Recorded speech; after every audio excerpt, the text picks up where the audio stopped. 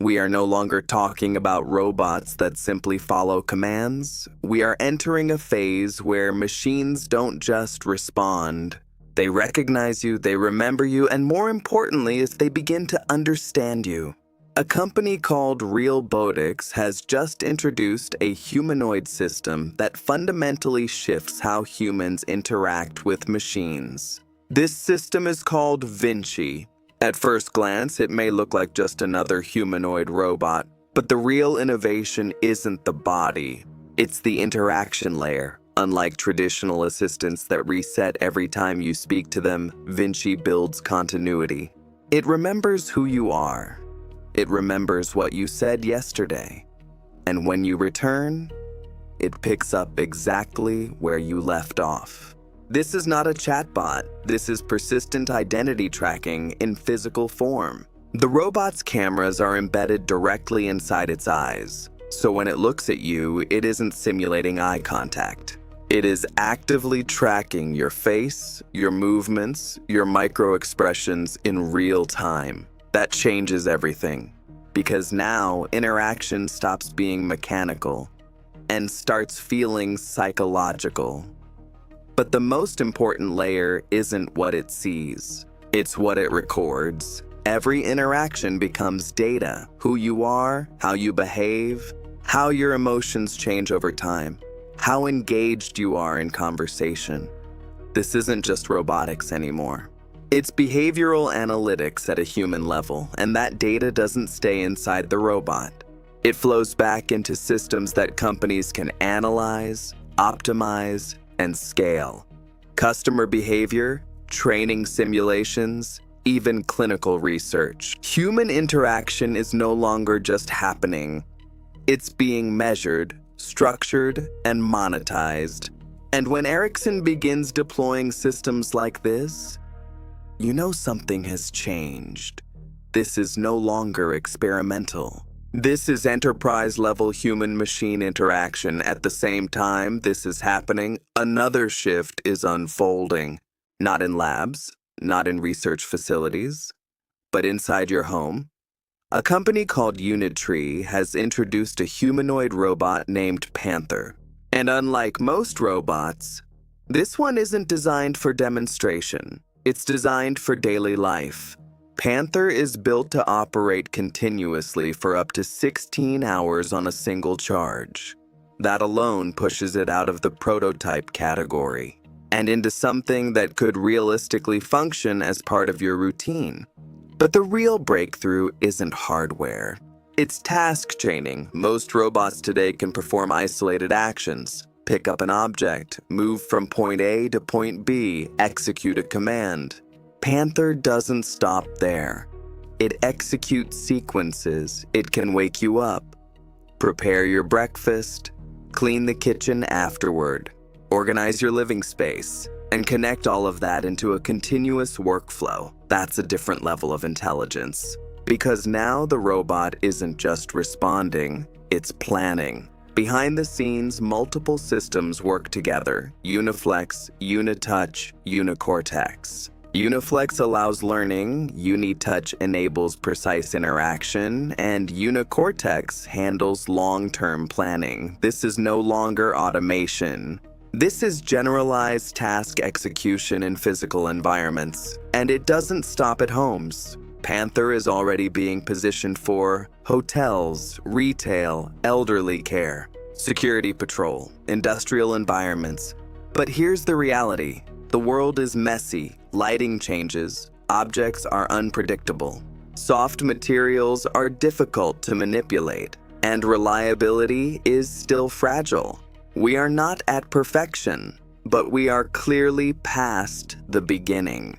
Because when a robot can perform multiple real-world tasks in sequence, you are no longer looking at a tool, you are looking at a system that replaces workflows. While some companies focus on homes, others are building machines for environments humans should never enter. Meet Alex, a humanoid robot developed by IHMC, backed by the Office of Naval Research. This is not a consumer robot. This is a machine built for disaster zones, collapsed buildings, hazardous environments, military operations. The design philosophy here is different. There is no focus on appearance, no attempt to look human. Only one objective: performance. Alex is lighter, faster, more agile. Its joints move up to 9 radians per second. Its wrists rotate 300 degrees. Precision under pressure. But the real concept is not replacement. It's partnership. Alex operates as part of a human-machine team. It goes first.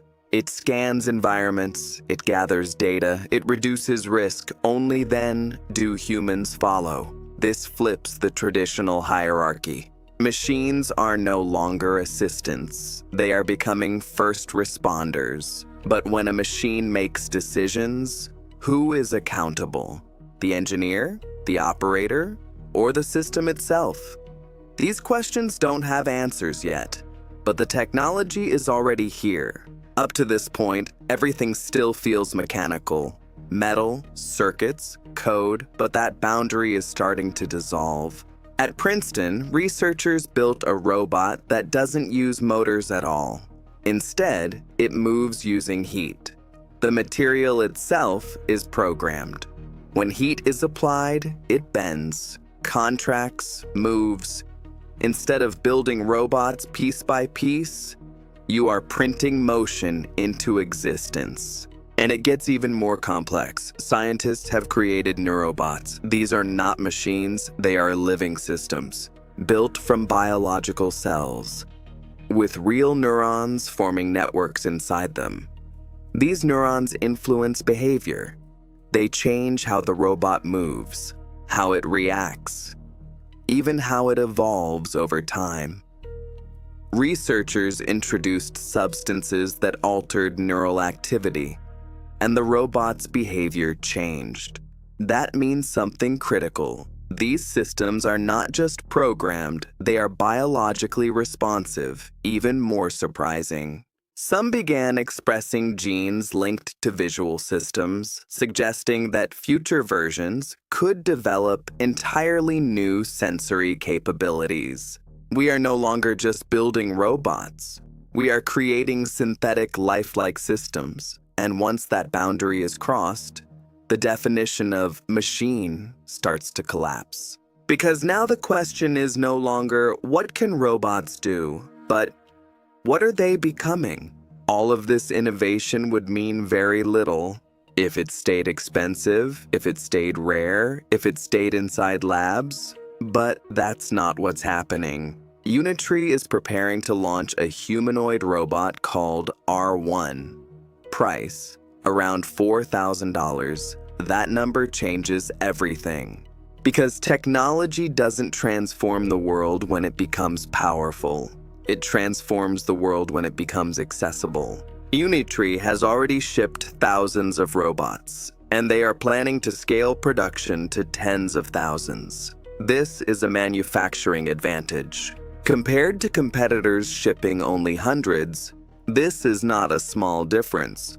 Costs drop, adoption increases, markets expand, dependency grows. This is how industries shift, not through one breakthrough, but through mass deployment.